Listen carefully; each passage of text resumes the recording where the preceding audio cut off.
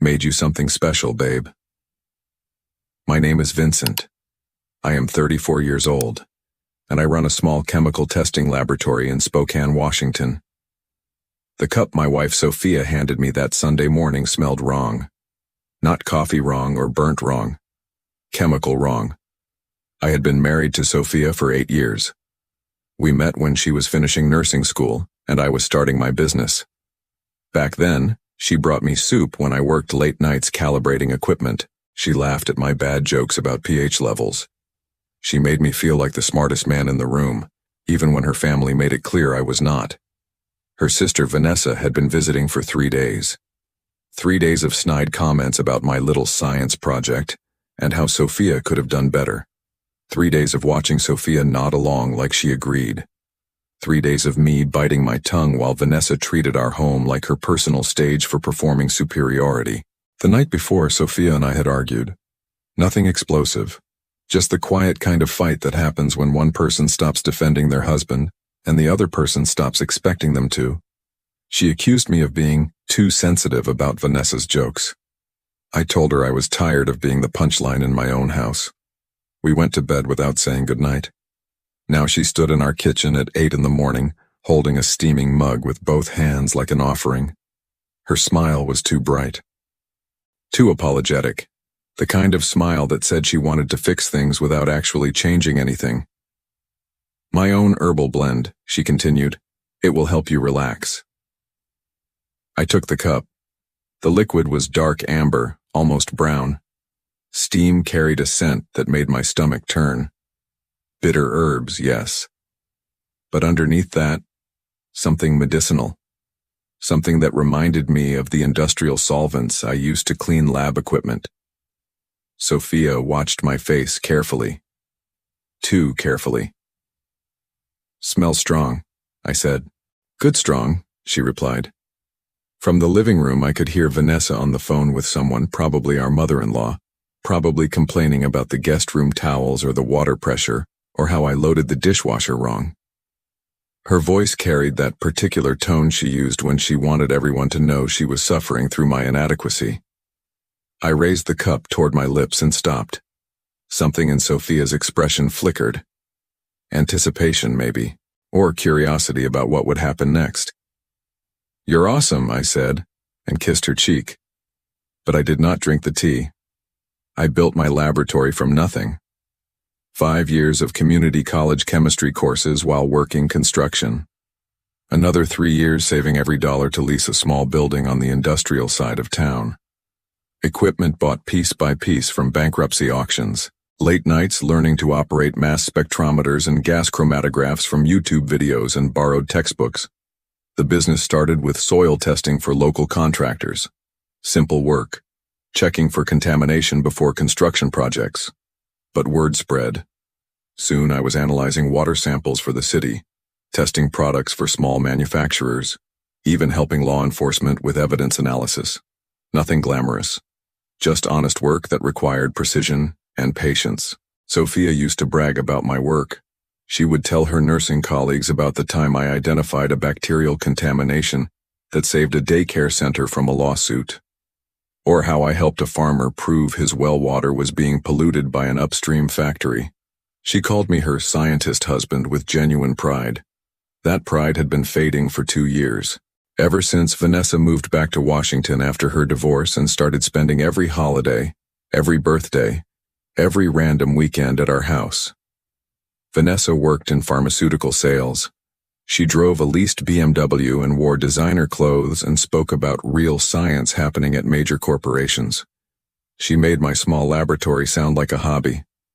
At first, Sophia defended me. She would remind Vanessa that I had built something from scratch, that my clients trusted my work, that independence meant something. But those defenses grew weaker each visit. Then they became laughs. Then they became silence. 3 months ago, Sophia suggested I should consider pivoting my career. Maybe get a job at one of the big labs in Seattle. Better benefits, more stability, more respect from her family. I told her I would think about it. I thought about it plenty. I thought about how my grandfather spent 40 years in someone else's factory and died 6 months after retirement. I thought about the farmers and contractors and city officials who called me directly because they trusted my independence. I thought about the satisfaction of solving problems with my own hands and my own brain. I also thought about the way Sophia looked at me when Vanessa was around. Like she was embarrassed. Like she wished I was someone else. Yesterday morning before our argument, I had overheard Sophia on the phone with Vanessa. They were discussing my stubbornness about keeping the lab. Sophia said maybe I needed something to help me see things more clearly. Vanessa laughed and said she knew exactly what Sophia meant. At the time, I thought they were talking about couples therapy. Now, holding this strange-smelling tea, I wondered if they had been talking about something else entirely. Vanessa walked into the kitchen carrying her phone and a look of practiced annoyance. She had been complaining to someone about the coffee maker, which apparently did not froth milk to her specifications. She set her phone on the counter and reached for the cup sitting next to mine. "Finally," she said, "something that smells decent in this house." I watched Sophia's face go pale. "Vanessa, wait," Sophia started. But Vanessa had already taken a long sip. She paused, made a face, then shrugged and took another drink. "Weird aftertaste, but whatever, I need caffeine." Sophia looked at me. I looked back. Neither of us moved to stop Vanessa from finishing half the cup. "Vincent," Sophia said carefully, "you should drink yours while it is still hot." I picked up my cup, the one Vanessa had not touched, the one that smelled like normal chamomile tea with honey. "This one?" "No, Sophia stopped herself. I understood then. 2 cups. 2 different contents, one for me, one that was supposed to be mine but was not anymore. "I think I will wait," I said. "Let it cool down a little." Vanessa finished her tea and went back to her phone call. Sophia busied herself cleaning dishes that were already clean. I sat at the kitchen table and watched both of them. An hour later, Vanessa started complaining about stomach cramps. Mild at first, then more intense. She accused Sophia of using expired milk in something. Sophia suggested maybe Vanessa had eaten too much rich food the night before. Both of them seemed genuinely confused about what could be causing the problem. I offered to drive Vanessa to urgent care. Sophia said that was not necessary. Just some stomach flu, probably. Nothing serious. But by noon, Vanessa was vomiting and experiencing severe diarrhea. She was pale and shaky and demanding that someone call a doctor. Sophia was pacing the house, wringing her hands, saying she could not understand what was happening. I could understand perfectly.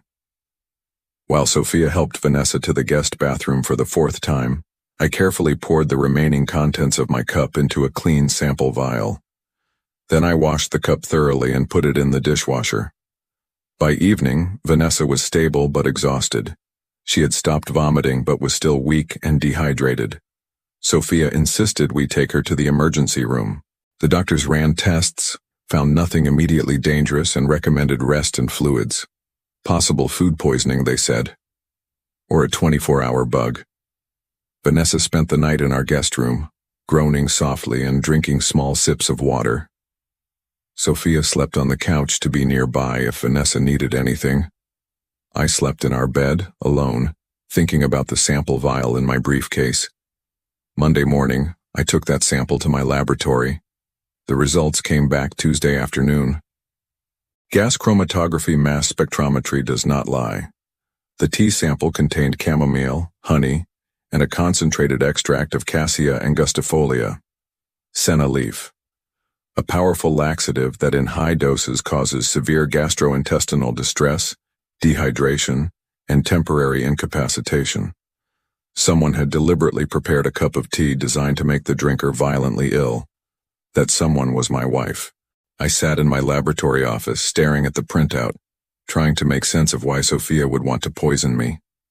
We had problems, yes. She was unhappy with my career choices. Her family looked down on me.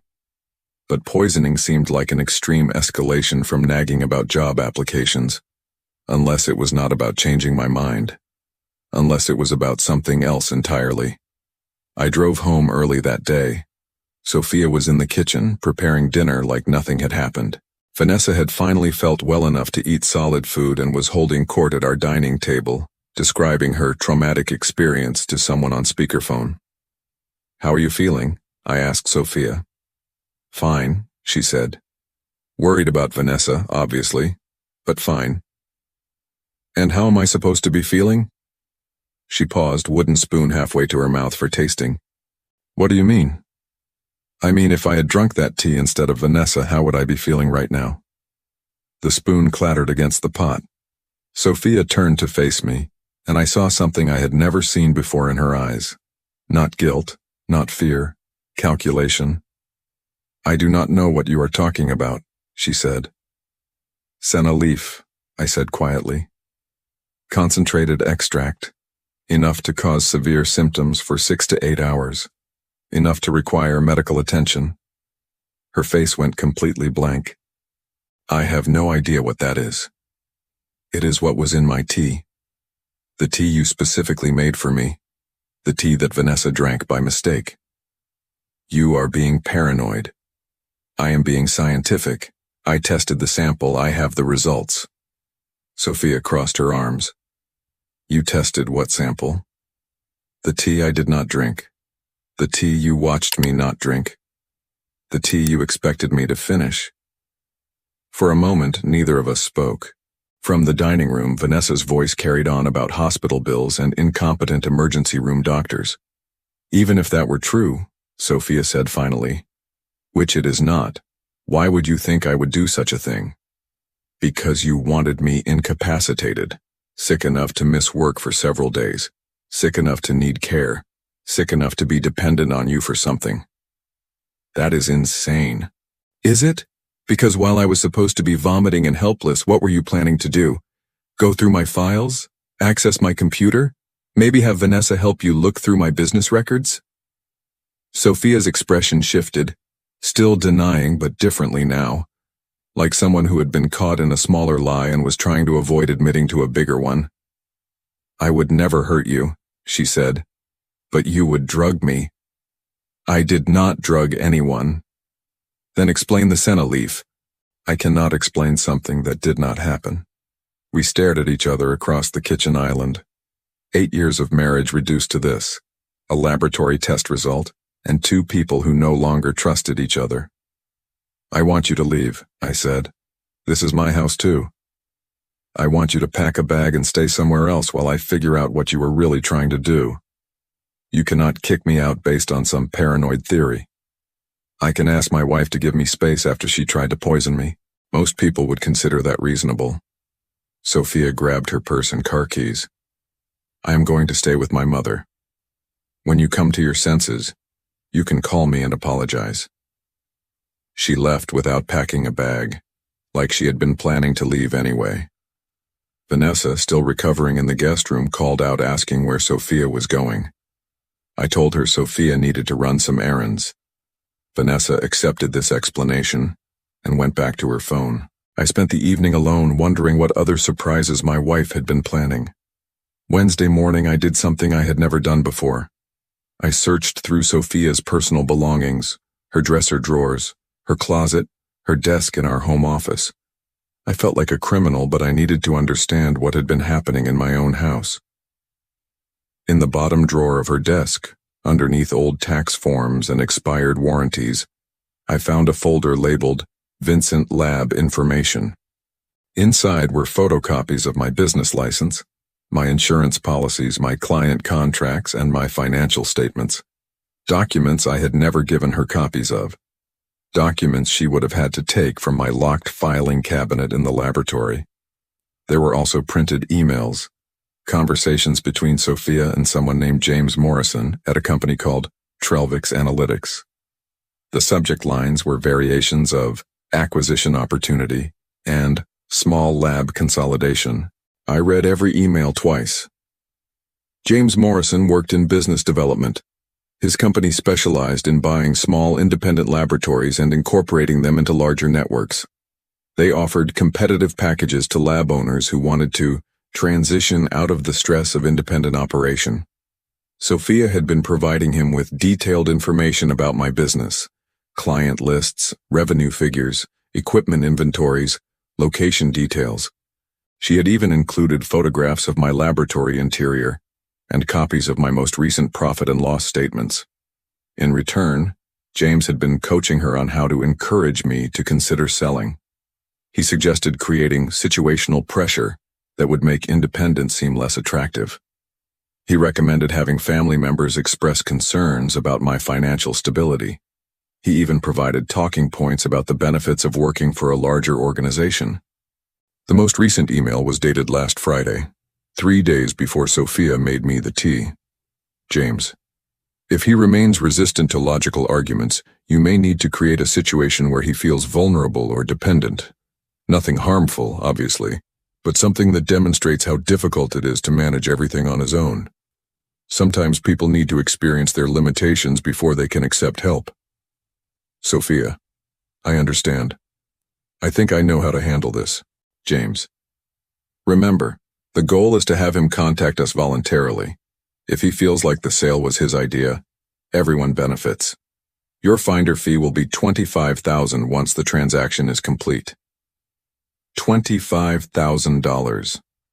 My wife had been paid to sabotage my business and manipulate me into selling. I photographed every document with my phone. Then I called my attorney, Patricia Young, and scheduled an emergency appointment for that afternoon. Patricia read through the emails and shook her head. This is corporate espionage, possibly fraud. Definitely grounds for divorce if you want to go that route. What about the poisoning? That is harder to prove intent. She could claim the senna leaf was an accident, but combined with these emails it establishes a pattern of deliberate harm. What should I do? Document everything. Change all your passwords and access codes. Move your important business files to a secure location. And do not let her back in the house until we sort out the legal implications. I spent Wednesday evening changing locks and passwords.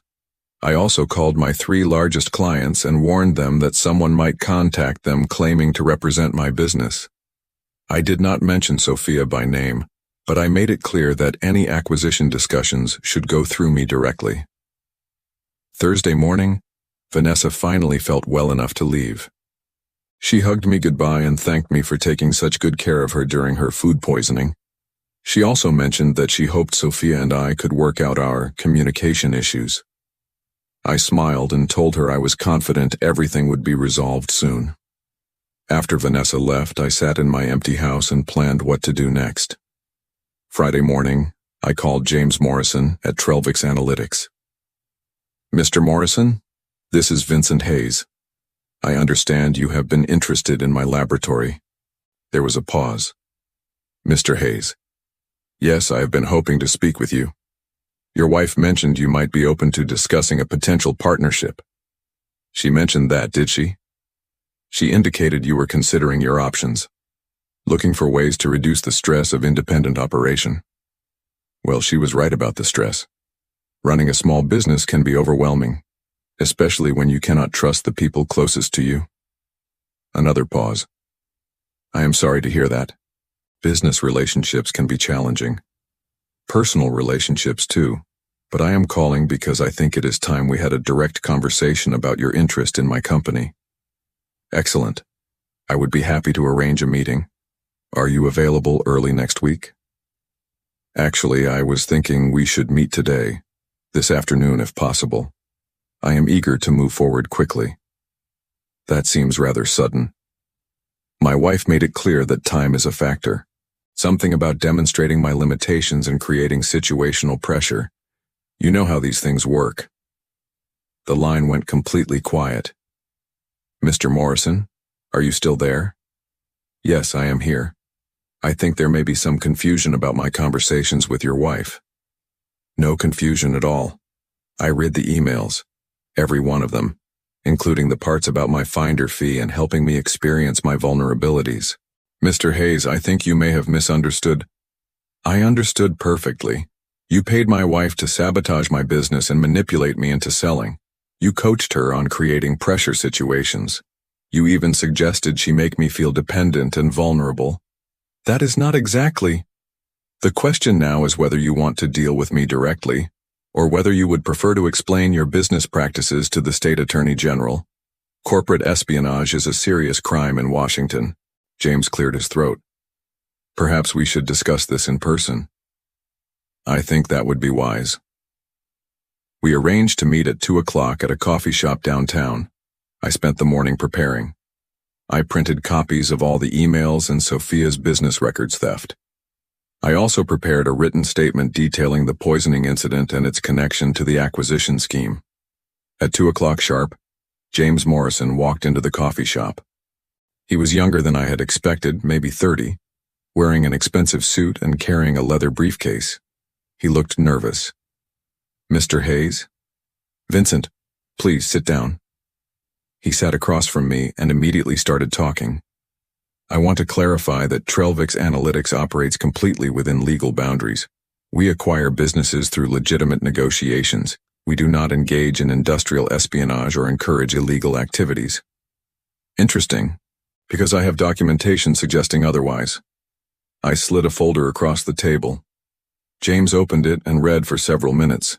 His face grew paler with each page. These emails were taken out of context, he said finally. Which context makes corporate espionage legal? We never instructed your wife to break any laws. You instructed her to steal my business records and manipulate me into a vulnerable state. In most jurisdictions, that qualifies as fraud and conspiracy. James closed the folder. What do you want? I want you to stay away from my business. I want you to cease all contact with my wife.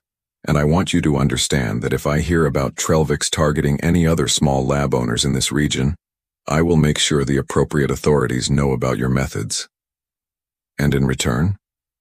In return, I do not file criminal charges today. James stood up.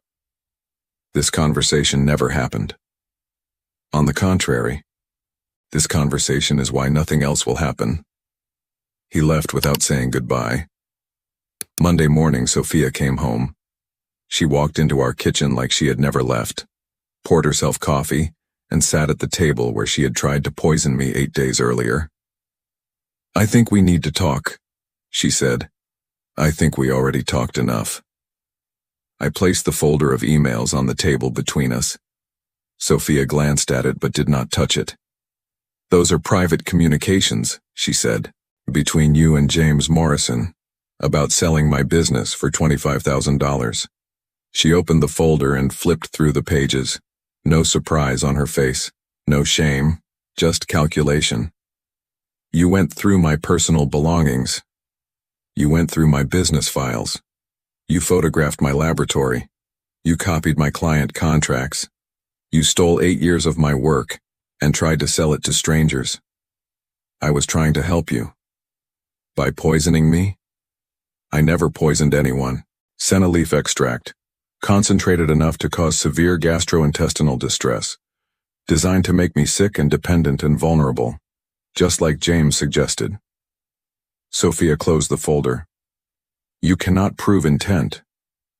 I can prove conspiracy, corporate espionage, theft of business documents, and attempted assault with a dangerous substance. No prosecutor would take that case. Maybe not, but the state licensing board would be very interested. So would my insurance company. So would James Morrison's corporate compliance department. She stood up. What do you want, Vincent? I want you to sign divorce papers. I want you to relinquish any claim to my business or its assets. I want you to move out permanently. And if I refuse? Then I file criminal charges and civil lawsuits and make sure everyone in this industry knows what Trellvix Analytics does to small business owners. Sophia walked to the window and stared out at our backyard. 8 years of marriage. 2 years of planning my destruction. 10 minutes of consequences. I need time to find a place to live. You have until Friday. That is not enough time. It was enough time for you to plan destroying my life. It should be enough time to plan rebuilding yours. Sophia moved out on Thursday. She took her clothes, her books, and her car. She left everything else, including the coffee maker that had never frothed milk to Vanessa's specifications. I signed the divorce papers the following month. Sophia did not contest anything. No alimony, no property division, no ongoing obligations. She wanted the dissolution to be as quiet as possible. I heard through mutual acquaintances that she moved to Seattle and took a job at a large hospital. Corporate nursing, benefits and stability and respect from people who did not know about her side businesses. James Morrison sent me a formal letter stating that Trelvix Analytics would not pursue any acquisition opportunities in Eastern Washington. He also included a check for $25,000 with a note saying it represented previously paid consultation fees that were being returned due to services not rendered. I deposited the check and used the money to upgrade my mass spectrometer. 6 months later, my business was stronger than ever. Word had spread about my discretion in handling sensitive matters. Law enforcement agencies started sending me more complex cases. A pharmaceutical company hired me to verify the purity of their raw materials. I was busier than I had ever been. On a quiet Sunday morning in March, I made myself coffee and sat in my kitchen, the same kitchen where Sophia had handed me poisoned tea and smiled like she was doing me a favor, the same table where I had confronted her with the evidence of her betrayal. I thought about trust in marriage and the price of independence. I thought about how close I had come to drinking that tea, and how differently everything might have ended. But mostly I thought about how good it felt to wake up in a house where no one was planning to destroy me. Sometimes the best revenge is simply refusing to be a victim.